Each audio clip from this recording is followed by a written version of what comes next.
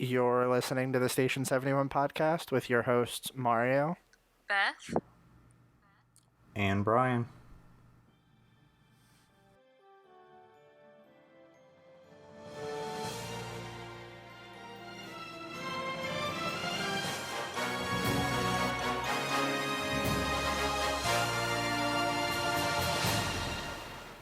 So this week we're going to continue our Magic Kingdom in-depth walkthrough with some Fantasyland. But first we're going to take a look at some new stuff.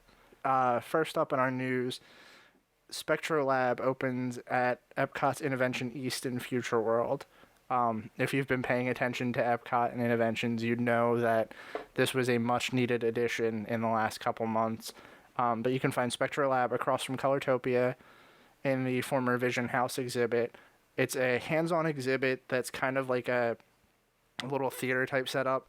They do a bunch of different things that get guests involved and learn about science. So it's very much true to what Innoventions was, and kind of a really nice addition that was very much needed to this particular area in Epcot. Have either of you guys taken a look at any of this stuff? well, I haven't been to Disney World since this opened, but I'm excited about it. I didn't watch the video because I like to try and experience things for the first time, like in person, and I try not to watch videos in general, but I think it's really cool because that's, kind of the whole basis of Epcot was what they call edutainment, where it's like educational and entertaining, and it's good to see them bringing some of that back in. Yeah, completely agree. So hopefully it'll do well and spark some more.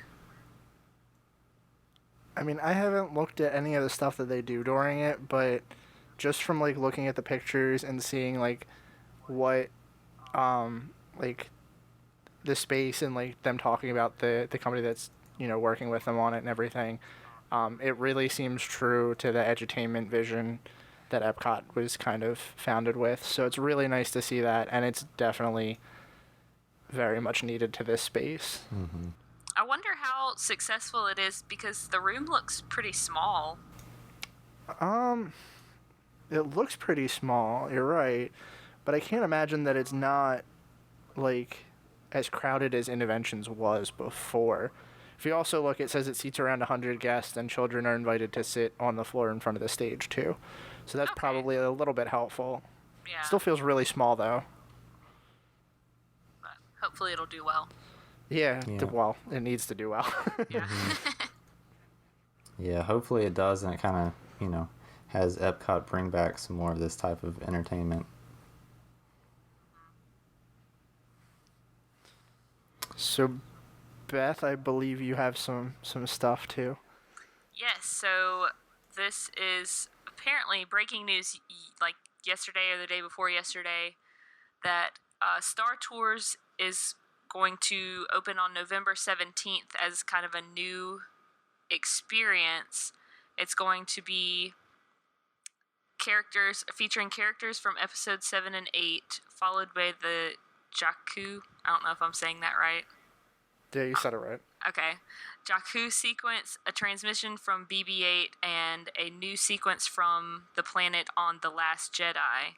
And then at a later date, they're actually going to separate it, and guests will have a choice to take one of two paths. And one path will be featuring characters and planets and stuff from episodes 7 and 8, and I'm assuming 9 when it comes out. And then the other path will be episodes 1 through 6. So the article says to kind of think of it how, like Mission Space at Epcot, you can choose one of two adventures. So I think that's really interesting because, it'll make people have to go through the line more than once. Not that they wouldn't already, because Star Wars is kind of, very rewritable, but I think it makes more sense for them to separate the time frames. I'm kind of interested to see how they're going to do it. And I feel like if they separate it this way, it's going to be weird to see, I guess how much people prefer the newer stuff to the older stuff, and which one's more popular. but it's going to be interesting. I'm pretty excited about this change. Yeah, I think the newer side's going to be stacked pretty long for a while. Yeah, I think that'll be interesting for research purposes for sure. Just so they can kind of see what direction they should be going in. Yeah. Side note, since we're talking about Star Tours, did either of you see the thing about Mark Hamill in Disneyland? Yes. That was so great. For anyone that didn't hear the news, apparently Mark Hamill surprised a couple guests by riding Star Tours over the weekend. And the cast member was boarding everyone in, everyone got seated, and he goes, we have a special guest on or something like that. And he said, the force is strong with this one. And Mark Hamill immediately was like, hello, everyone. And oh my god, like, everyone freaked out.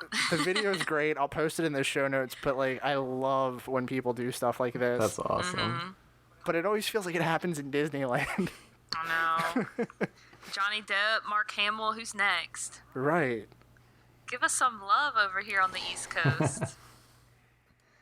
Oh well, I thought that was really cool. It's just, it always makes me smile to see people like totally nerding out about a celebrity they love.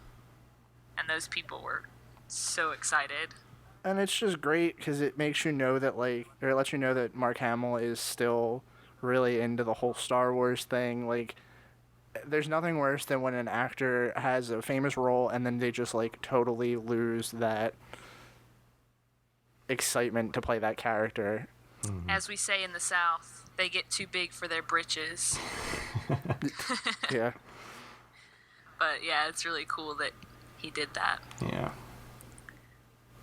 So my other note was that their Finding Nemo the musical is going to be closed for most of February of 2018. So the official Disney website shows...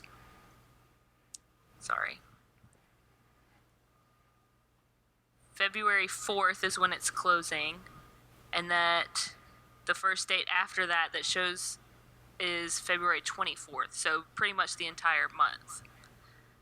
So that's all the information that we have. I think it's really interesting. I don't think I really understand what they could be doing here. Yeah, it's kind of that in-between time. Like, it's not long enough for them to do like any kind of extensive changes to it, but at the same time, if they were just doing a minor refurb to the theater, it seems like they could do it quicker than that.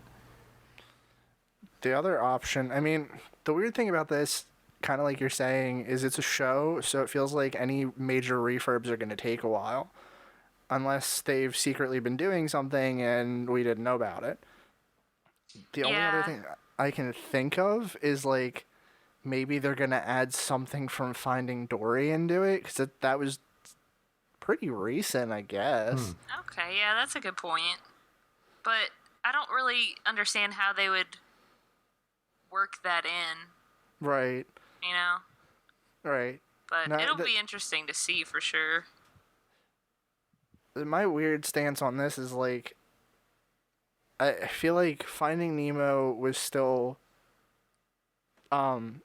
actually, what was the time frame that this even opened? Was it like relatively close to when the movie came out? I will look it up. I'm going to look up the movie if you want to look up the musical. Okay. 2003 is when the movie came out. The musical opened in 2000. Well, they announced in 2006 that the musical was coming. I'm trying to figure out. Oh, okay, so it soft open in November of 2006, so 3 years after the movie. And Finding Dory came out 2016. So, I mean, I guess we're still kind of in that time frame where it's relevant. Yeah. But I feel like, I don't know, I feel like Finding Nemo, the musical, came out so far after the movie did, even though it really didn't. Do you know what would be really cool is if they've been working behind the scenes this whole time to make it Finding Dory the musical?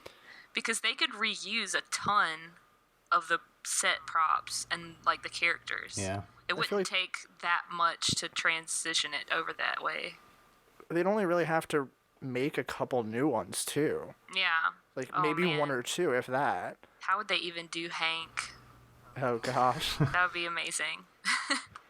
But I guess we'll find out at the end of February, but I think a lot of room for speculation is left in this. Yeah, for sure. Intrigued. Plus, whenever Disney announces they're going to close something, like, I don't know if this is just me, but in the back of my mind, I'm always like, what are they planning? What are you doing, Disney? Yeah. What's the last time I saw that? The last time I'm gonna get to see it? Who knows? I'm the same way. So, Brian, what was your exciting news topic this week? So there is a new ramp being built near the entrance to Magic Kingdom that is going to allow guests to bypass the toll plaza if they are trying to go to the hotels. So normally now, whether or not you're going to the Magic Kingdom parking lot or any of the monorail resorts or Fort Wilderness or Fort Wilderness Lodge, you have to go through the Magic Kingdom toll plaza. And it generally creates a pretty bad traffic jam with people trying to merge over because they were in the wrong lane going through the plaza. So now there will be a separate ramp on the right as you are going towards it that will basically just go kind of around and over the toll plaza where you can go straight to the resorts. So I feel like this is a much needed traffic solution. Yeah, definitely. We were talking before the show, and I think it's just so funny that we're getting excited about a traffic ramp. like that's how you know you're a Disney fan, is when you get excited about things like this. Anything that makes it run more efficiently, I'm game. Right. And especially at this little place, like, for anybody that's never been, it's bad. Like, I don't know how, it's, at least 10 lanes wide, probably more than that, going through there. And it never fails. It's like I'm always in somewhere near the middle, and there's somebody in, like, the 2 left lanes that realizes that, oh, they've got, like, 25 yards to cut across all 10 lanes of traffic to get in the right lane to go to the resorts. So it's frustrating, but I'm glad Disney finally has a solution. Yeah, for sure. Which is interesting because this was actually announced 2 years ago that they were doing this. And it's just now getting to the point where it's actually going to be in use. I guess there's been so much other constructions with the roadways going around Disney right now that maybe it got kind of put on the back burner, but a lot of that's wrapped up. And so when I went this past weekend, there's a pretty decent chunk of this being built already. So hopefully they do it pretty quickly. Yeah. So that said, are you guys ready to jump into Fantasyland? Yep. Let's do it. Okay, so we're slightly underprepared for this one. I want to give everyone that warning. We had some mix-up in our group chat, and we kind of thought New Fantasyland came first for some strange reason. So we prepped for that one, but we want to go in chronological order of which way you would go if you were passing through the park. So we're going to go through Fantasyland and talk about some of the stuff in here and kind of do what we usually do on these in-depth tours. First stop, I want to go here, even though it's not on our list, and we kind of mentioned this earlier. We have to stop at the most well-themed bathrooms in all of Walt Disney World property, the Tangled bathrooms. This was technically brought in with the new Fantasyland expansion, wasn't it? Yes, I believe Yes. so. It was like around that time. For anyone that doesn't know, the Tangled bathrooms sit right between Haunted Mansion and like the entrance of Fantasyland. So there was this like little piece of land that they started constructing something in when they were doing New Fantasyland, and everyone was kind of like, what's going on in there? We started seeing the Tangled Tower rise up, and then we got bathrooms. I don't know if anyone remembers this as well as I do, but I was so disappointed Me that all too. it was bathrooms. I think it's hilarious. You know, Tangled has that reputation for being one of the most underappreciated Disney films that's come out recently. And that just plays into that so well. It's like, oh, cool, what's coming? Oh, it's bathrooms. Well, and that's the funny thing. Like, I remember when they were building it because I was there, like, while the walls were up. And I remember sitting in, oh my gosh, I'm drawing a blank. What's that restaurant that's right there? Is that Harbor House? Yeah, Columbia Harbor House. Okay, yeah. So we were sitting in there in, like, one of the upstairs rooms, and, like, looking out, you could see the tower from there, and, like, you could kind of peek around the construction walls and everything. And, like, I didn't really follow Disney news back then, like, as heavily as I do now. So watching it come up, I'm like, oh, what's going on? Like, this is going to be great. And then they opened it, and it was bathrooms, and it's like, man, you could have done so much better. But they are the most well-themed bathrooms on Disney property. By far. They are great. I will, like, not to go way TMI here, but, like, I have this really big aversion to bathrooms, but I will go here, like, specifically because it's clean, it's nice, it's great. They have that awesome PhotoPass spot out front. Like, what's not to love about these bathrooms? Yeah. Speaking of which, have you guys done the lantern PhotoPass? There's always a ridiculous wait anytime I go. I know. I've wanted to so bad, and the last time I went, I was with my best friend, and I was like, oh man, the line's not that long, do this with me. And he's like, oh, that's kind of weird. You should do it with your boyfriend, not your best friend. I was like, I guess that's a good point. But I want to really bad. I've seen a couple people on Twitter that have done it. I have a friend that's done it on Twitter. Like, I've seen it done, but I haven't stopped here to do it. Mm-hmm. Because, like Brian said, it's always ridiculously long. Yeah, this past weekend when I went, me and my fiance had planned to do it, and we went by, there had to have been at least 150 people in line for this thing. Whew. Yeah. That's nuts. All to take a picture in front of a bathroom. Yep. Yeah. But when it's as well themed as this, you can't pass up the opportunity. That's true. Did you guys know, apparently there are little, like, hidden Pascals? You know, like, instead of a hidden Mickey? I have heard of this, but I haven't found any of them. Me either. I keep hearing about them, but I cannot confirm. I can confirm. I have seen them. Okay. They're all over Fantasyland, if I recall correctly.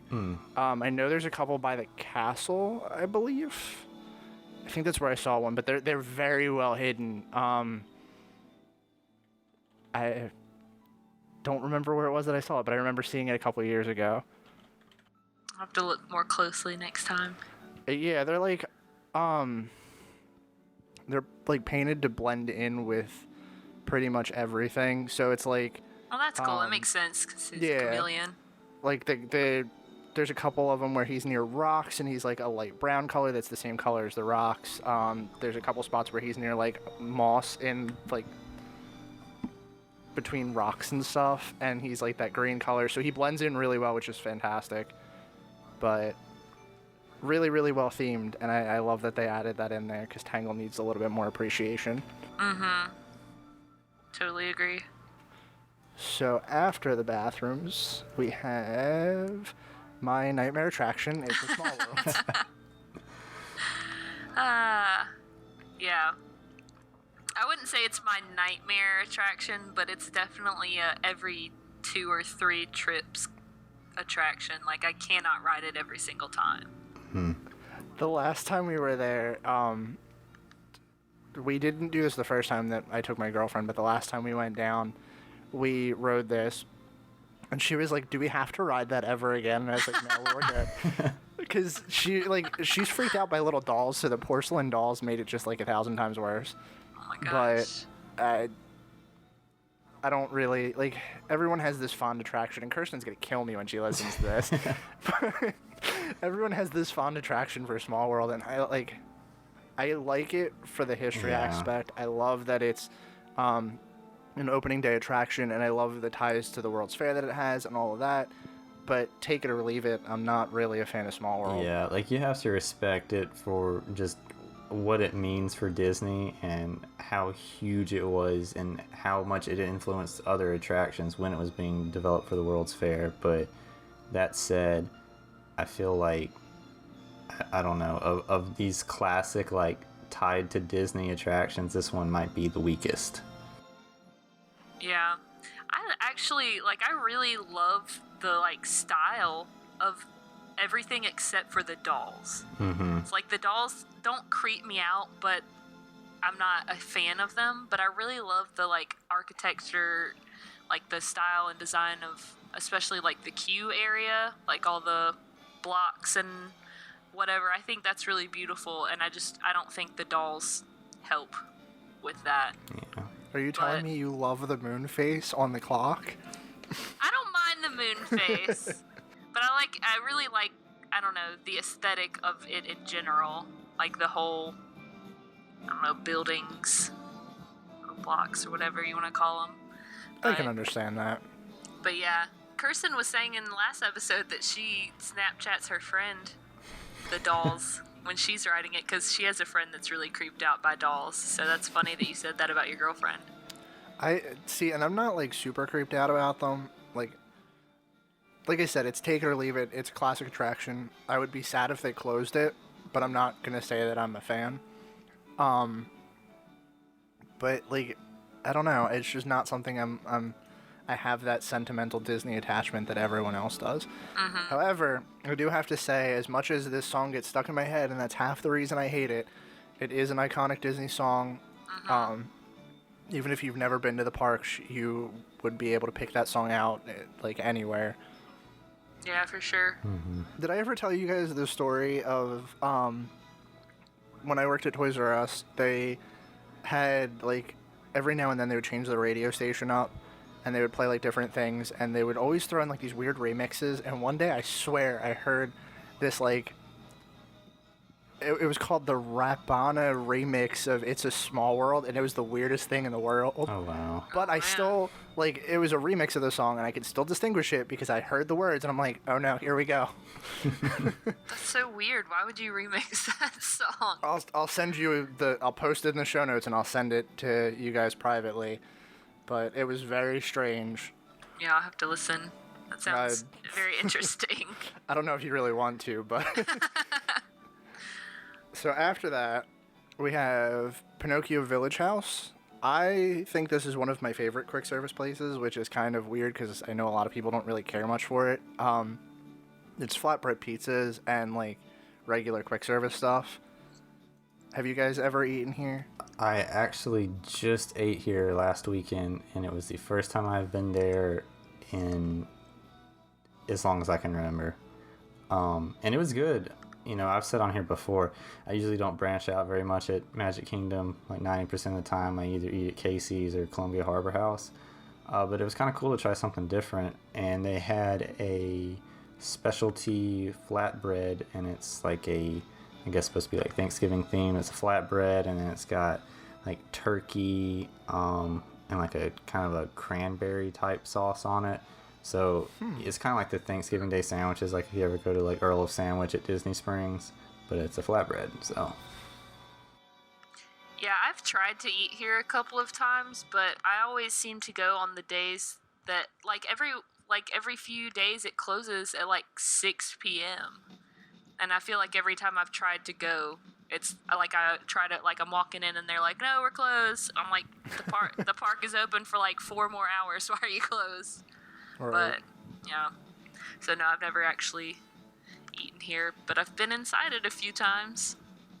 My favorite flatbread that they have, it's a caprese flatbread.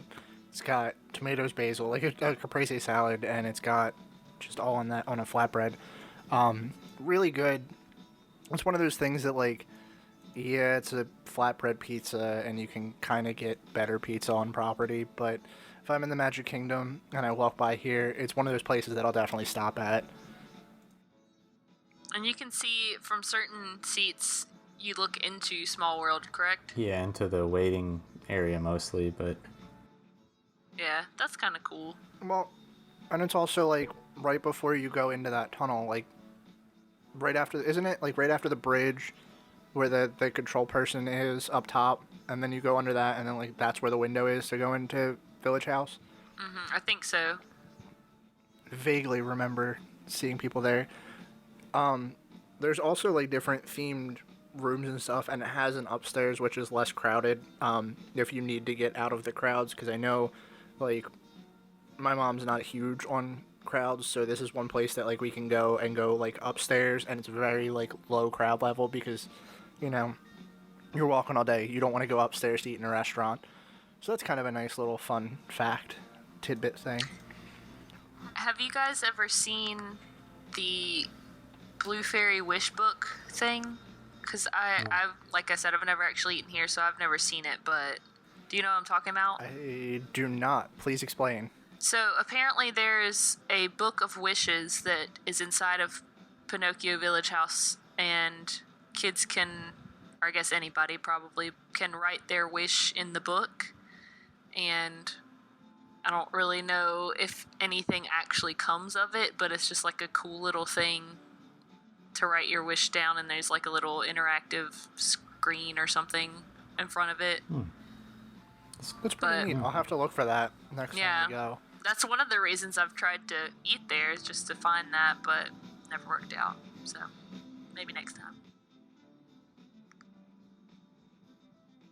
So shall we move on to everyone's favorite attraction?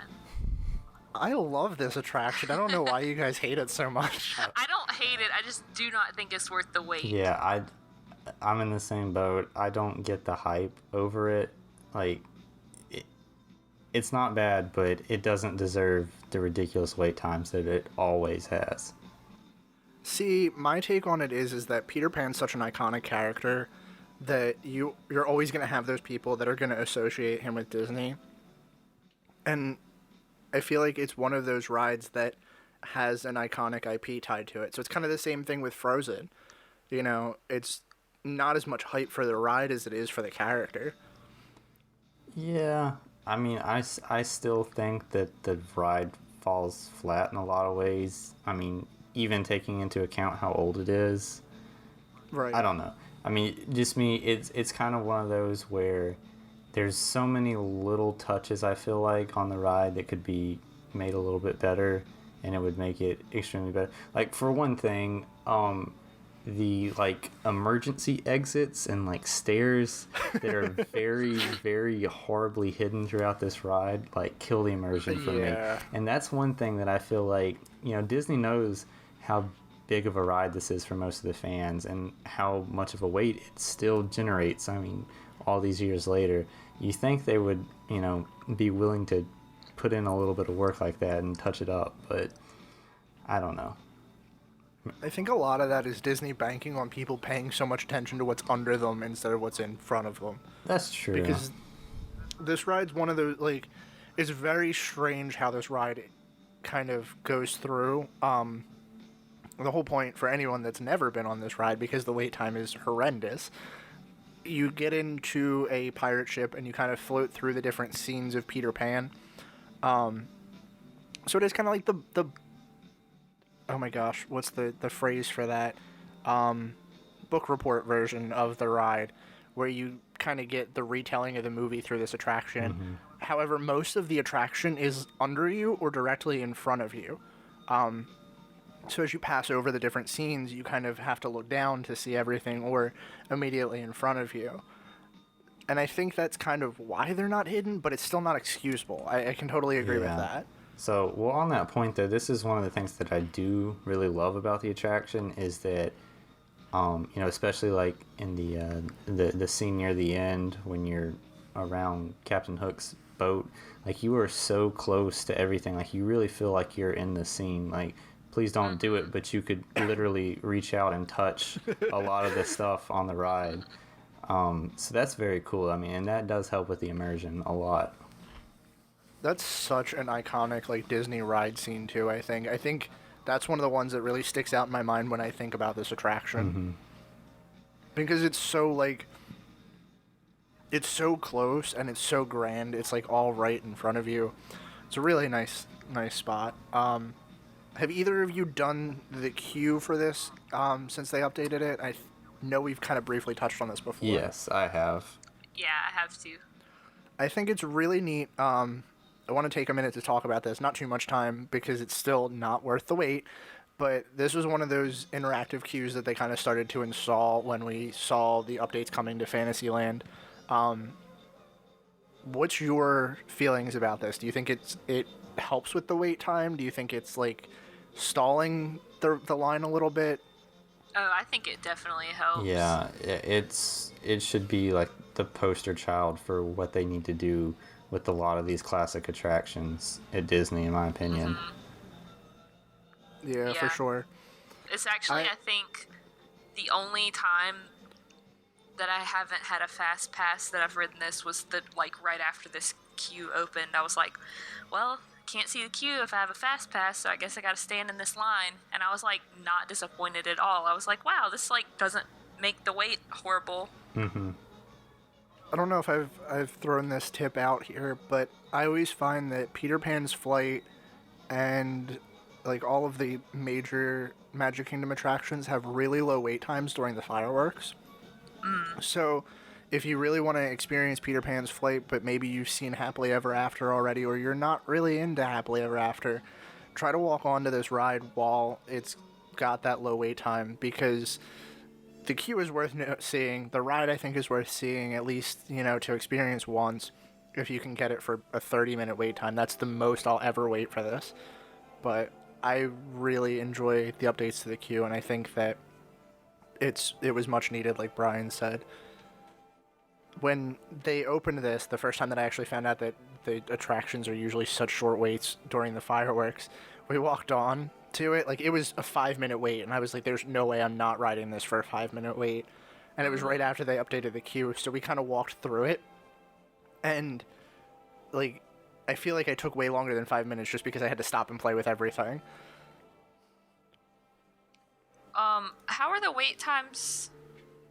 How are the wait times during the parade? Do you guys have any? Does that help at all? Not much better. Yeah. Oh, okay. The problem with that, I think, is that the parade has such a... Like, you can see the parade from a lot of different places. Obviously not in Fantasyland, but it extends from Frontierland's where it comes out, right? Yes. Yeah, so it comes out of Frontierland and then it goes down towards Main Street, so there's plenty of viewing space for that. I think the problem with that is, like, most people can kind of go, oh, okay, I'll either see the parade in passing. They don't really, there's so many other times that you can see the parades. So it's like, why go to this specific one? And then you also have more space that's closer to the attraction, if that makes sense. Yeah. Like, there's more reason to be on Main Street for Happily Ever After in the fireworks than there is to be on Main Street for the parade. And in, like, retrospect to where they are, it kind of helps the ride a little bit out. Okay, gotcha. So are we ready to talk about one of my favorite attractions that's totally underrated? Very underrated. Me too. Mickey's PhilharMagic. I love this attraction. I will ride it every single time. Never has a terribly high wait time. Like, what's the most you guys have ever seen this as a wait time for? I don't know if I've ever waited past, like, the runtime of the show. I mean, like, you get in there and you get in the queue, and the only time I've ever really had to wait was because, the show's running, and then I usually get in the next one. I mean, the theater's very, very big, so it's able to fit a lot of people. I think the last time I was there, the wait time was like 25 minutes, and I was like, oh, that's so long. But it's like not at all compared to most other attractions. But I think that's probably the longest I've ever seen the wait. Yeah, I mean, this past weekend I did it, and this was one of the probably one of the busiest times this year that I've seen Magic Kingdom, and even then it only had a 15-minute wait, so... Yeah, I love this attraction. It's just so, I don't know. What's your favorite scene? Very Disney. What is your favorite scene from this attraction? I need to know right now. I hate to be stereotypical, but the pie smell. Yep. That's gotta be it. That's just such a good smell. It's like when you think about it, you can almost smell it. My thing with that one, I'm sorry, Brian, I'm going to cut you off real quick. That's my favorite scene too, so you're fine. but that Be Our Guest scene is so sensory overload that, like, that's my favorite. That's why I love it. Yeah, like the champagne bottles popping and Yeah. all the flashing lights and stuff. It's a really good scene. What's yours, Brian? I actually, it's probably everyone else's least favorite, but I really like the Lion King scene. Oh, that's a cool one. It doesn't have as many interactive elements as the other ones, but I really like the art style that they do with it. It kind of, it's very different from what the rest of the show is, so it almost seems like it doesn't fit, but I like it because it's different. And then Lion King was just my favorite movie growing up, so kind of nostalgic, but I do really like it. Yeah, no, I like the whole thing, but Be Our Guest has got to be my favorite.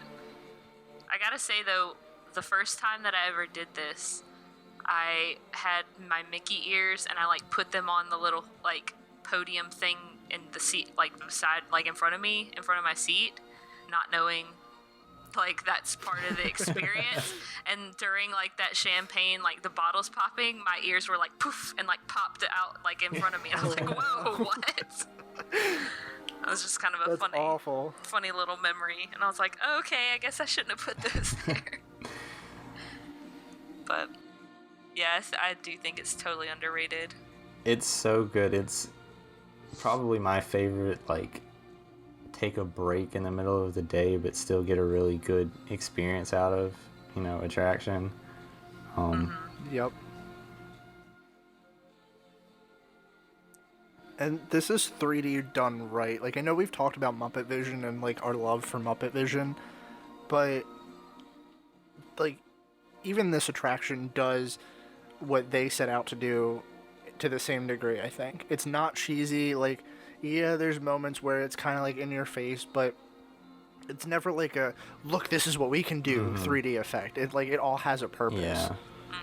Though, at the same time, I feel like they could take the 3D elements out of this, and I would love it just as much. Like, I mean, you go and enjoy it because of all the classic Disney songs, but, the 3D does kind of add a little bit to it, but, I would be just as happy if it was just the show and just the cool, like, 3D animations, not like the 3D popping out at you, but the fact that they do, like, the computer-generated animation style on the classic hand-drawn movies, but you're right. But then you wouldn't get to see all the kids like reaching out in front of them like it's actually there. Yeah, that's true. It is funny, like when the first scene pops up and it's like 100 little hands like shoot up in front of you. Every time with that Little Mermaid scene. So funny. And it's like, it's so well done. Like, if you're reaching out in front of you, it's because you believe that something is there. And, like, this ride just makes you want to do that. I can't even say that I haven't done that a couple times. Like, I'm totally guilty of that. So, after that, we have Prince Charming's Regal Carousel. An attraction that I shamefully have never done. I have ridden this one time, and I don't remember it because I was 6 years old. And the only reason I know is because I have a picture of myself on it. Yeah, this is. I mean, it's a carousel. Right. And it's in Disney, but it's a carousel. I mean, there's nothing super special about it. It's not Disney themed. It's just a carousel. So. I do have to say, though, I do enjoy the music that's played from the carousel. Because it's all, like, music box versions of, like, Disney classic songs. And the song from Up. They always play the song from Up. But you can also experience that without being on the ride. Yeah. So. Right. But we didn't add this to the list, and I kind of want to touch on this, too. If you look right in front of the carousel, you have the Sword in the Stone, Sword and Stone, which there's like a little show that they do there every now and then with the I guess they're called the Royal Majesty makers. Have you guys like been around to experience this thing? No, I have not. Okay, so I'm actually kind of not surprised that you guys haven't seen this, but they have like a group of Streetmosphere characters that are in, like, I guess Fantasyland, New Fantasyland area by the carousel. And they're like, I don't know what the exact story behind them is. I want to say they're like Cinderella's royal advisors or whatever. And they all do like little kind of back and forth banter. It's a nice streetmosphere.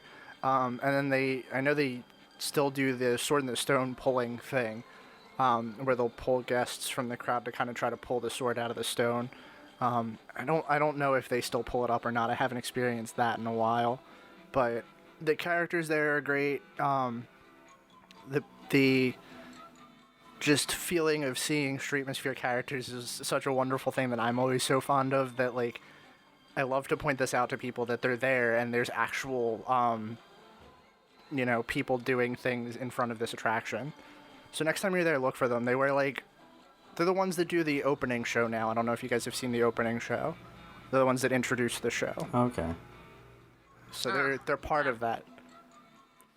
Yeah, I heard from a cast member, this was, I don't know, probably a couple years ago now, so it's not super up to date, but I've heard that until, if they stop doing it, it's been pretty recent, that they do still have the sword come out every once in a while, and the kid gets like a fast pass or something.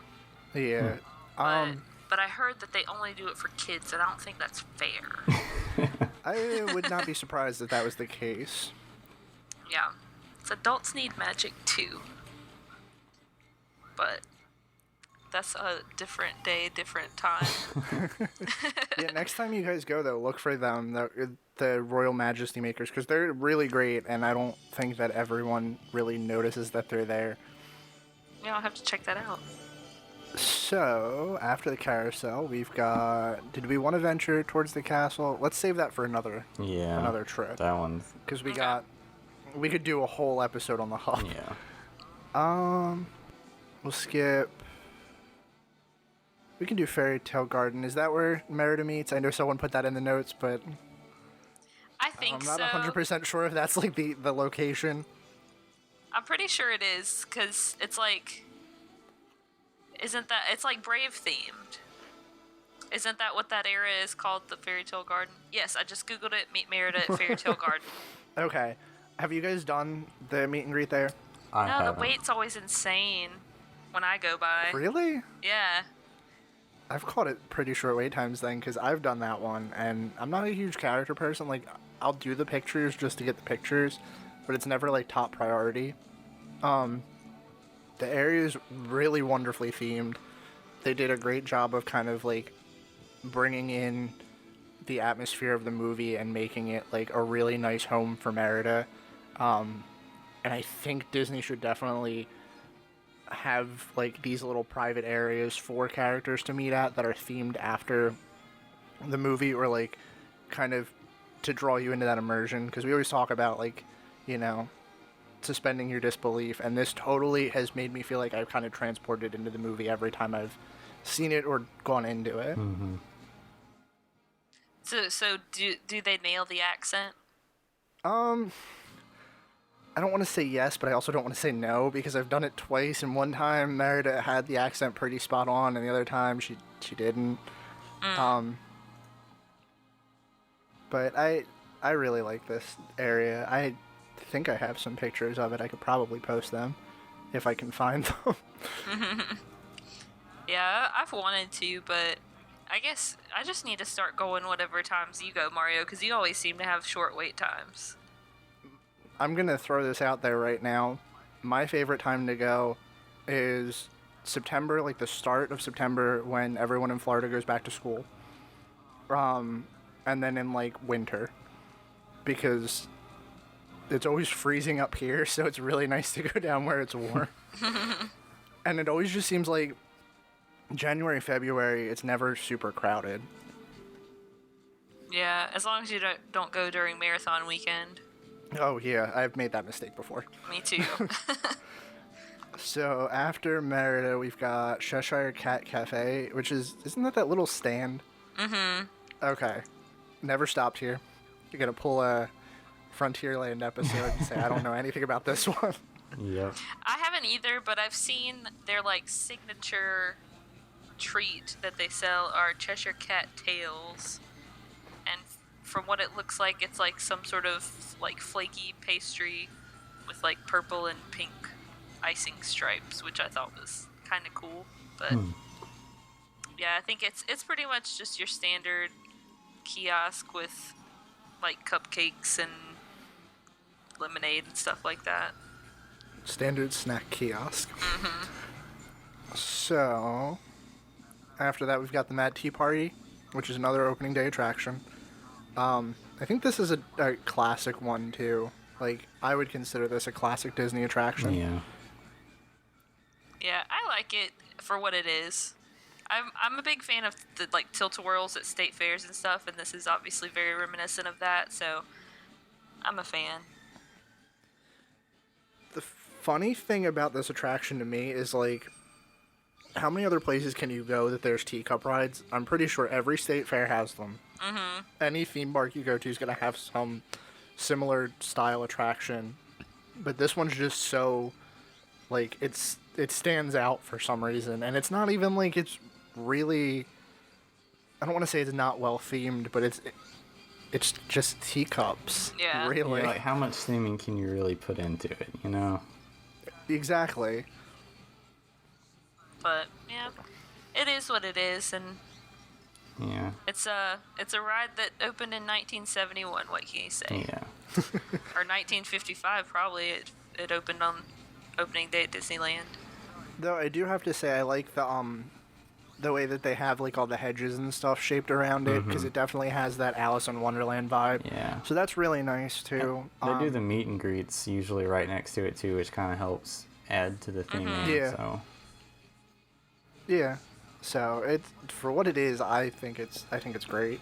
The main thing I wish that they would change is the queue. Yeah, the queue's awful. Just to give it a little something extra.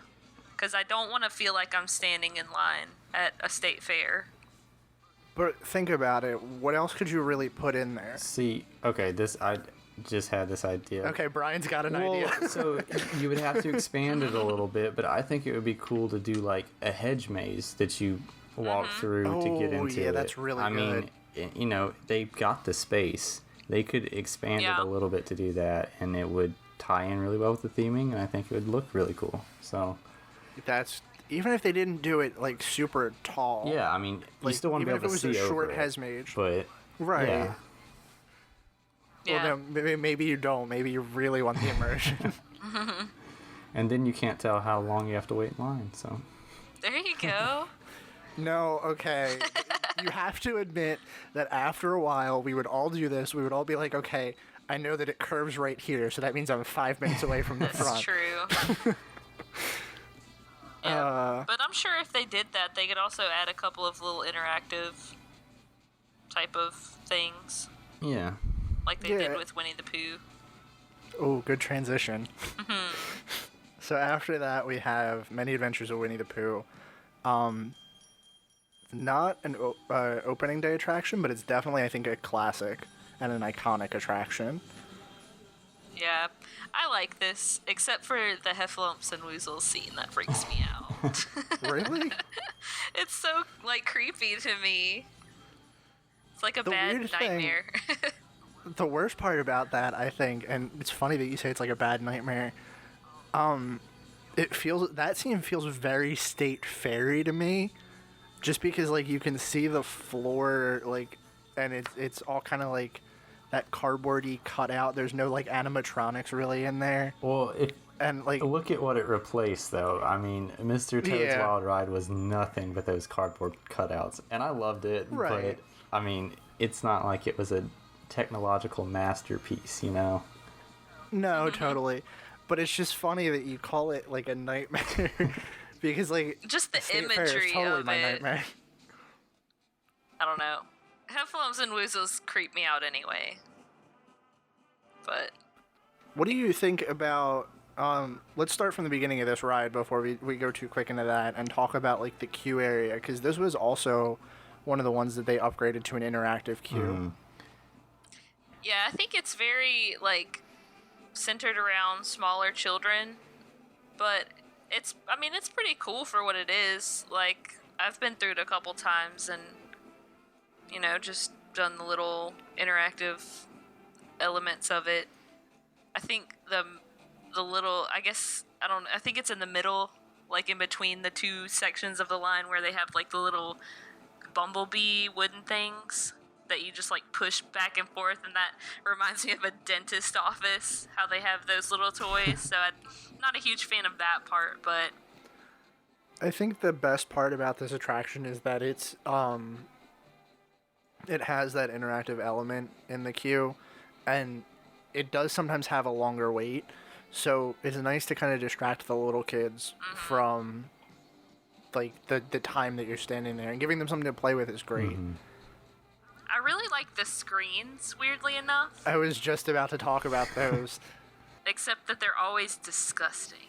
They're always disgusting, and like, okay, I'm never going to be able to touch them again, and I feel so bad telling anyone about this story, but the last time we were there, we were walking through the queue for it, and like, something got stuck to the wall. I don't know what it was, because I couldn't really see it, and I didn't really want to look even closer at it, but it was like right over, I guess, the rabbit portion of that, and it was like just enough that it was making a like flow of honey around it, so it was like uncovering the part of rabbit. But if you don't want to touch them, you can actually move your hand like a couple inches away from the screen and hover over it, and it still picks it up. Fun fact. That's good to know. Last time I was in that line, I was like messing around with it, just being dumb, and the glare caught it, and I saw like all of the nasty snotty fingerprints, and I was like, oh god, how long have I been touching this? And I feel bad because like you know it's kids and they don't know any better, but like it's just so gross. Yeah, but the attraction itself is cute. Yeah, and I like that it has nods to Mr. Toad. That's great, because Disney always does subtle things to kind of remember older attractions or like pieces of their history, and it's great to like find those little nods, especially the one where Mr. Toad's handing the deed over to Al. That's my favorite one. Yeah, and I don't think we talked about this in the Liberty Square episode, but there's also a gravestone in the pet cemetery for Mr. Toad. Oh, yeah. Yes, we didn't talk about that. But while we're on the topic, I thought I'd throw that in. You said you rode Mr. Toad, Brian. Yeah, right? Going as a kid. I don't have any recollection of it at all. So, yeah, I used to love it as a little kid. My mom always tells me, like, oh, yeah, she's got all these pictures of me because she said it was like my favorite ride growing up. But I watched an old ride-through video the other day, and it's, I mean, you can tell how dated it was when they got rid of it, because it is nothing but like the cardboard cutouts that like jump out of the way of you as you drive by it. But it was pretty cool. It had a very interesting and non-Disney-esque storyline to it, for anyone that's interested in looking into the history of that. But yeah, I and as much as I liked it, I think Winnie the Pooh is a really, good ride that's overtaken it. You can still tell that it wasn't something, that Disney dumped a whole lot of money into, but with what they did with it, I think it works really well. The theming's really good. I love that, like, how you're going through the, the pages of the book and everything, and they have a couple cool little, illusions and stuff, like the one where, right when Pooh goes to sleep and like his like dream body, like, comes out of himself. Like, it's really cool. So, and it just goes to show that you don't have to, make some massive like Flight of Passage-esque ride to, to show that Disney does a good job at theming. And I think Winnie the Pooh does that. It does very good, subtle, not over the top theming, with what they had to work with. And it kind of does at some points feel a little dated, but compared to Mr. Toad, it's definitely held up a lot better than that ride. So after that, we have Storybook Treats, And I guess we can kind of put Friar's Nook in a similar place with that, because aren't they like right next to each other? If I remember correctly, and I'm probably wrong, aren't they like windows apart? Yeah, I'm pretty sure that's correct. Storybook treats, the only time I've been here was to get the special edition poison apple mug at Not So Scary last year. Other than that, I know nothing about this. Yeah, the only time I went was to get the candy corn soft serve at Not So Scary last year. And that's kind of their thing, is they do ice cream and floats. So, not that I've ever been there outside of that. It's just soft serve. I mean, from what I remember. Have you ever been to either of these places, Brian? Not that I can remember. I did try to go to Friar's.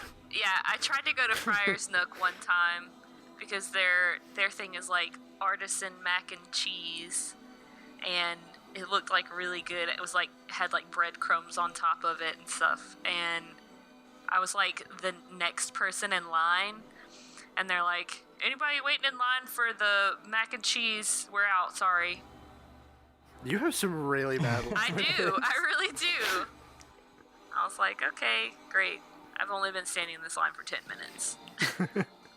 But aside from that. And I mean, like, I always see people here, so it's got to be good. Yeah, I mean, again, it's just kind of a standard snack cart, but like I said, they have just like a regular macaroni and cheese with breadcrumbs, and then a barbecue chicken macaroni and cheese. So that might tickle someone's fancy. But sounds interesting. I don't know if it's something I'd like, but sounds interesting. Yeah, it's an interesting take on mac and cheese. So after that we have Princess Fairytale Hall, which is a meet and greet. Have you guys been in here? I have. I can tell my story, but I want to know if you guys have been here first. I have not. I met Tiana when she was still meeting at that little gazebo, but I haven't been to the Princess Fairytale Hall yet. Yeah, I'm not a big meet and greet person, and I guess as like a 25-year-old guy, the princess ones aren't at the top of my list. So. Funny enough, I have been here twice, and neither of them were like at my own free will. The first time was when we did Very Merry Christmas like 2 years ago. Or no, it was way longer than that. It had to be like 4 or 5 years ago.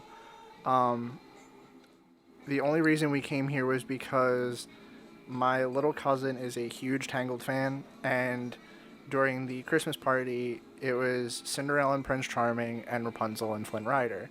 So he's not a character that meets very often, and we had to kind of go get that opportunity for the photo. It was great. The queue was average. I mean, it's what you would really expect of a meet and greet. They kind of make you feel like you're in a castle, which is the general theme of Fantasyland, so it fits in well. The other time that we were here was for a similar thing. It was for the first time my girlfriend and I went. She wanted to meet all the princesses, so we went through, and same experience. The lines were much longer during the party. I can definitely say that for sure. But it wasn't, like, too bad when it wasn't during the party time. I want to say it was probably, like, maybe 15 minutes at most. Now, the only downside to that is that there's 2 split lines for it. So when we went, it was, I want to say it was Sleeping Beauty. It was Aurora and Rapunzel, maybe. It was one of, like, the swap out, because they changed them out, I think. And the other side was Anna and Elsa. Now, the Anna and Elsa side was super long because the line splits right as you go in. But other than that, like, the princesses that weren't Anna and Elsa were like, just walk right in, go meet them, and you're good to go. Now, the weird thing about this is it has a total, like, theme park exit, which kind of threw me off. You exit the meet and greet right into an attraction, or into a shop. Which, I mean, Sir Mickey's or whatever? I think so. It's whichever one is, like, right there. but as soon as you exit the meet and greet, like, you walk out of the doors from the room that you're in with the princesses, and it literally drops you right in the store, which is very strange. But other than that, I mean, it's a meet and greet area. It's themed like a castle. Did either of you ride Snow White's Scary Adventure that was here before that, though? I did. Yeah. How do you feel about this? Or were you upset when it left? Well, I mean, it was, same type of kind of classic dark ride, but geez, it was scary. Like, like, looking back at it, I watched a couple ride-through videos lately, and it's like, man, how did this get approved? Like, it was kind of a terrifying ride for kids. Well, I think it's because it was very similar to the story of Snow White for the most part. So it's like, I guess kids were used to that. But yeah, I remember it being really scary. I actually remember riding it once. Don't remember the ride, but I remember I didn't want to ride it again. Mm-hmm.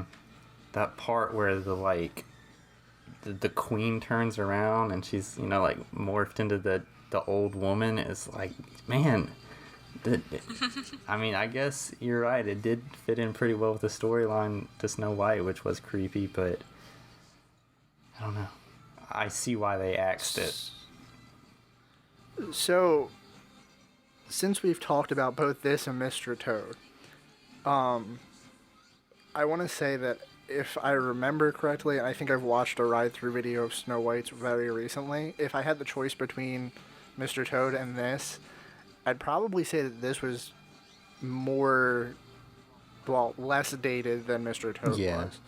So if I had to take the pick between the two attractions to stay, I'd probably pick this one. But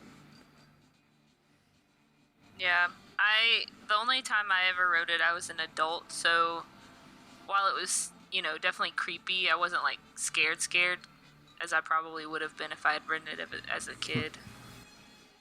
But yeah, apparently the,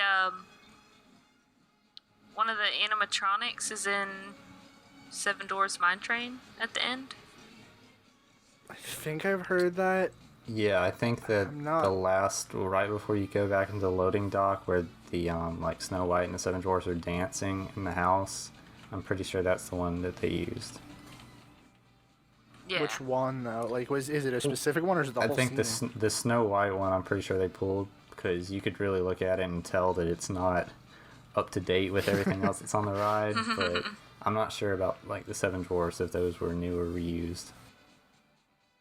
Yeah, I thought that was a cool little nod, though. Mm-hmm. It's a nice little Easter egg, and it ties into what we said earlier, was that, with Disney, like, paying homage to rides that they had previously. Mm-hmm. Yeah, I like that. Actually, I just looked it up. It says some of the dwarves, along with the vultures from Snow White's Scary Adventure, are in this attraction. Oh. So there's actually more than that. That's interesting. Wow. Good for them recycling. I'd be interested to see what happened to, like, the pieces of Mr. Toad's and the animatronics that they didn't keep from Snow White. If they were really smart, they'd, like, auction it off to big Disney nerds like us. Oh, God. Could you imagine someone with, like, the creepy old lady animatronic in their house? Like, how would you explain that to people that come over? Oh, man. I don't even know. I do like the pins that they've been putting out the last few years, though, where they have, like, a piece of Disney history. Have you guys seen those? I have No, not. I haven't. So, like, they put out one a few years ago, and it was, like, Spectrolab, and it had this little, little glass half dome on the front. Like, the pin itself was, like, one of the fairies from Sleeping Beauty, and it said, like, Spectromagic at the top. And then there's, like, this little half dome that had, like, a little piece of fabric in it, and it was apparently part of the costuming from the parade itself. Oh, that's really cool. So, That and is they've really neat. Yeah, and they've done that with a couple of attractions as well. I can't remember the other ones off the top of my head, but I thought that was a really cool thing that it makes like an affordable way for people to have a piece of history. Yeah, for sure. So we have a little bit of time left, and I want to ask you guys what your favorite attraction in Fantasyland is, because there's a lot of classics here. Or even, let's just open it up. What's your favorite thing to do in Fantasyland? That's definitely a tough one. It's like asking which child is your favorite. And, I mean, I can start because I don't really... I'm going to hate saying this, but I don't really like Fantasyland. I think it's the least well-themed in Magic Kingdom. I think that overall the theming is just kind of circus tent-y. Yeah. Like, it doesn't really have a continual flow to things. But that said, I love PhilharMagic. I've said that. And even the gift shop that you exit in is just great. I think it was probably one of my favorite additions that came in that time frame. And that's saying a lot because that was, a couple years ahead of us getting New Fantasyland. But I really love PhilharMagic, and I love what they've done and how you step into it, and it's instantly you're in this theater that's, you know what's going to happen, you know where it's going, and it's one of those things like we talked about before where the queue kind of starts to tell the story as you're walking in. As far as attractions go, I'd say that this part of Fantasyland, that PhilharMagic is also my favorite, but I realized that we didn't even mention Castle Couture is one of the shops. We didn't. In Fantasyland. I guess it wasn't on the map, but I really like going here and getting pixie dusted, so that's my little nerdy magic thing. What about you, Brian? Yeah, I'm gonna make it a three-peat and go with PhilharMagic. And I completely agree with you, Mari, about what you were saying with the theming. And it's weird because Fantasyland is probably what people's minds go to when you say Disney World, you say Magic Kingdom. That's what they're thinking of. They're thinking the classic like Peter Pan, it's the small world stuff, but it is kind of lacking a cohesive theming, which I'm sure we'll touch on it next week when we talk about it, but New Fantasyland does such a good job of taking these stories from different Disney movies and everything, and from different environments, and blending it all together really well. And Fantasyland just kind of feels like different storefronts almost for each ride. Like, it doesn't blend together, there's nothing cohesive about it, I feel like, or at least not up to a Disney standard, of cohesive theming. So exactly. And I don't know, if it'd be kind of hard, I feel like, to completely revamp that and tie it all together, but I guess it is what it is. So. And I think that's kind of like, that's very much how I feel about it, is that it would be nice if it had a cohesive theming, but I feel like if they did do anything to retheme it, one, we would get New Fantasyland, which we already have, but two, we would lose all of those classic attractions, and I don't think that that's a good enough trade-off for me. I've said a couple times today, at least, that my favorite attractions aren't here, but I can still appreciate the fact that It's a Small World has the World's Fair ties. Peter Pan's Flight was almost an opening day attraction, and like, even the things that I don't love about Fantasyland, like, they are definitely things that I can acknowledge and appreciate them for what they are. So, what do you think about the theming, Beth? Do you have any thoughts? For PhilharMagic? No, Fantasyland in general. Oh.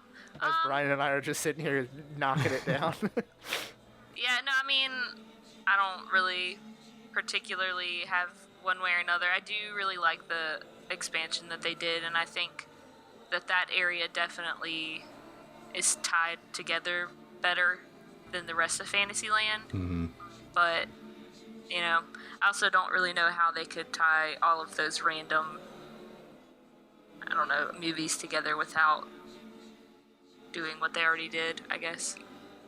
But if anybody can tell me what the actual theme to Fantasyland is, like, aside from, like, I guess princesses and stuff like that, like, if there's a cohesive theme, someone please leave that on our Facebook this week, because I would love to know So, if there's actually, like, a story or a theme I behind it. did find out this cool little historical fact about it that kind of I don't think it's a good explanation for it, but it is kind of why it is. So the when you look at especially like the facades of like Peter Pan and It's a Small World, how they have kind of just like the little overhanging banner like tent type deal, when Disneyland first opened in 1955 in their version of Fantasyland, on opening day, a lot of the facades actually weren't ready for these rides. So what they did was they set up these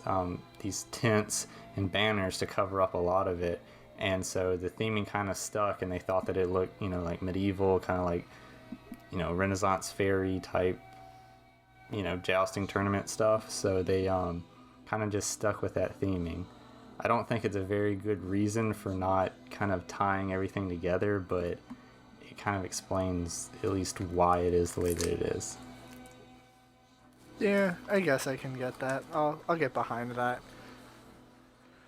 So, any final thoughts before we tie up this week on our talk about Fantasyland?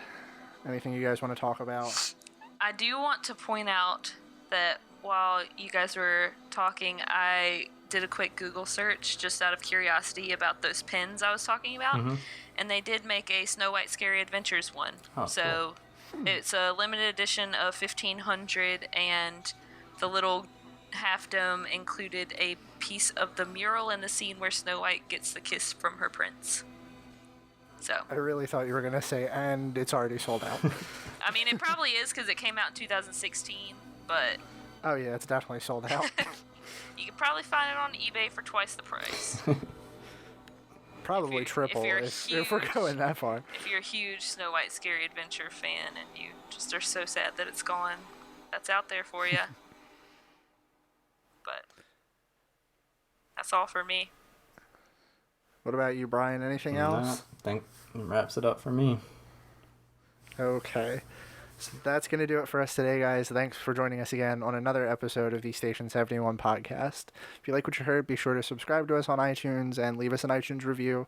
We'd love to hear from you guys. We want to read your feedback on the show. If you also want to get in touch with us, be sure to like us on Facebook at facebook.com/Station71pod. We're on Twitter at Station71pod, Instagram at Station71podcast, and you can send us your emails or listener questions to Station71podcast@gmail.com. Thanks for joining us again. We hope you enjoyed your ride, and we'll see you real soon. Please stand clear of the doors. Por favor, manténganse alejado de las puertas.